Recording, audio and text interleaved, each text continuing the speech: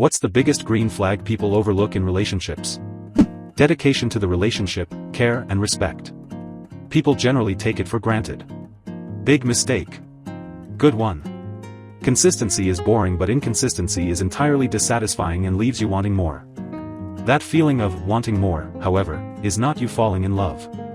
It's starvation, dissatisfaction, and frustration. If you're feeling you're wanting more, it means your emotional needs are not getting met in a way.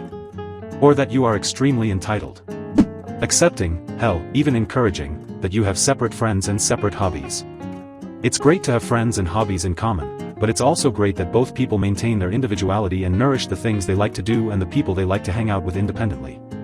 This is something I've learned from a breakup after almost 10 years of a toxic, codependent relationship.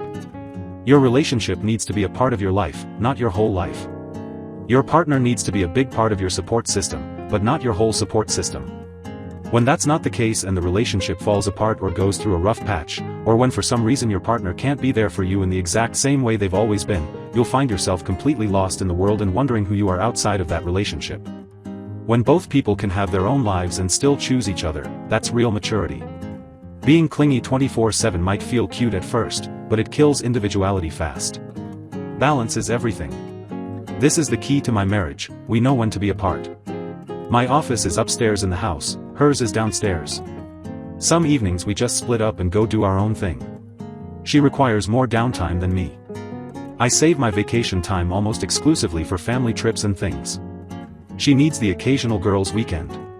So in the summer, I budget out taking a vacation with all of us, and then also presume she'll take 3 to 4 days to go visit one of her friends or even just to chill in an Airbnb in the middle of nowhere for a while and be solo. How balanced it is. Being totally transactional is bad. But one person only giving while the other takes is awful. A saying I like is, the best relationships are split 60/40ths, with each partner trying to be the one giving 60%. One of my favorite sayings. Totally agree. This is so underrated. Being transactional is dangerous to a relationship. Encouraging balance, you did a nice thing so I'm doing this as gratitude, versus demanding it, I did this for you, so you need to reciprocate, are two very different vibes. I hate how common it is for relationships to feel transactional. I had this problem too, but it turned out I was dating people that didn't want to contribute anything. When I found someone that put in the same effort, that all went away. When they pay attention to the things you like and the brands you use. My coworker is dating a guy right now and she really likes pickles. Like, she enjoys them regularly as a snack. He learned this about her and started keeping pickles at his house specifically for her when she comes over. One of my exes bought me a pack of my brand of deodorant when he noticed I was running low. Small things like that really make a person feel seen. Exactly. The first time my ex was at my apartment, I walked into the kitchen where he was taking pictures of the food in the cabinets. He looked up and said, "For reference. So I can stock my house with the products you like." And I knew he was in love, and that I was in love. It was so dang sweet. Being able to talk about the same ordinary things every day without feeling bored/tired of the conversation.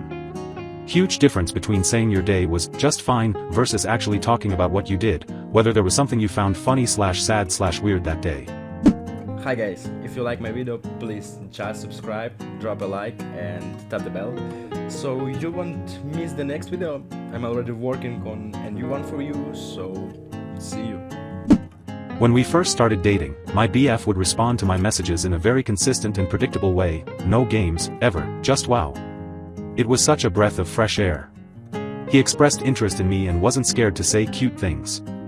He followed through with his commitment, such as, "I'll call you at this time, I'll come for the weekend for these dates," etc. He was reliable. Huge green flag. Had never experienced that before. I was able to give myself permission to lean in and trust him. And we're married now. He's wonderful. It's insane that this is a green flag, but sadly we live in a society. When they actively listen, not just wait for their turn to speak.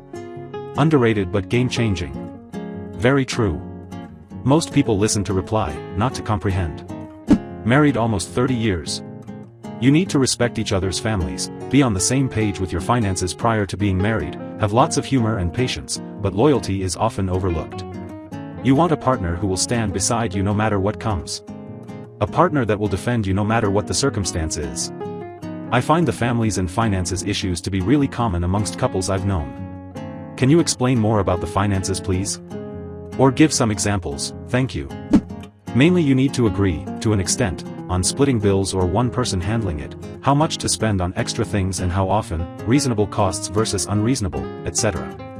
If incomes are a lot different, then is the split equal or equitable? Just general philosophy should match. Many details can be figured out with open-minded people, but for instance some women want to be pampered and not work. Some men want to be the breadwinner or the one who pays everything. Sure. I'll use my own marriage to explain what pitfalls to avoid. My husband is thrifty and doesn't care really about any material things, even clothes, etc. I grew up with a mother who bases her entire personality around wealth and status. We had to keep up with the Jones, as the saying goes. Now, admittedly I brought some of that same smaller version of personality into my own marriage in the beginning. However, my husband would just let me spend and buy whatever I wanted if it made me happy, and it was his thinking. Well, those two things together do not make wise financial decisions.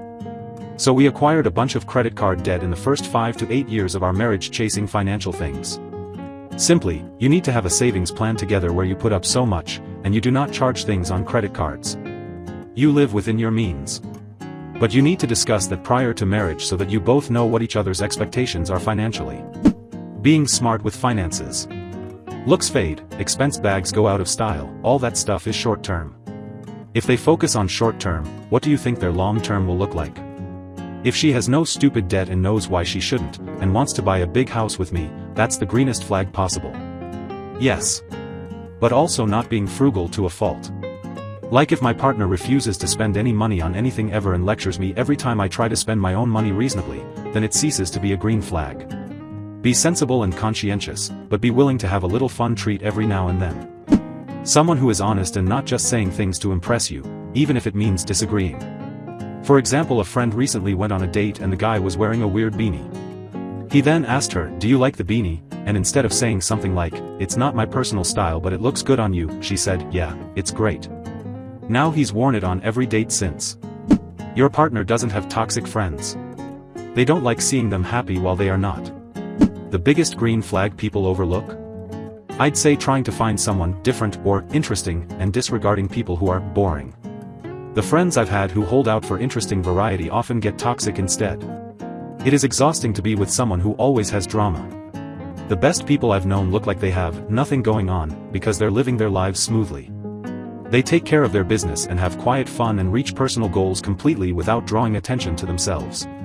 They have a lot of interesting traits when you get to know them. They manage their own feelings without making it your problem. Real talk, emotional dumping is a red flag disguised as vulnerability.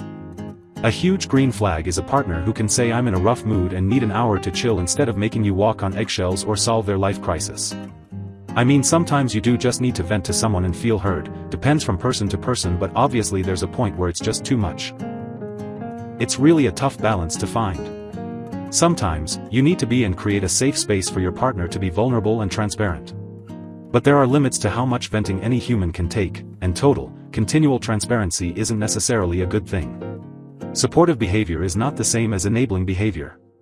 Having a life outside of the relationship. Some people may take it personally when their partner prioritizes other aspects of their life as well.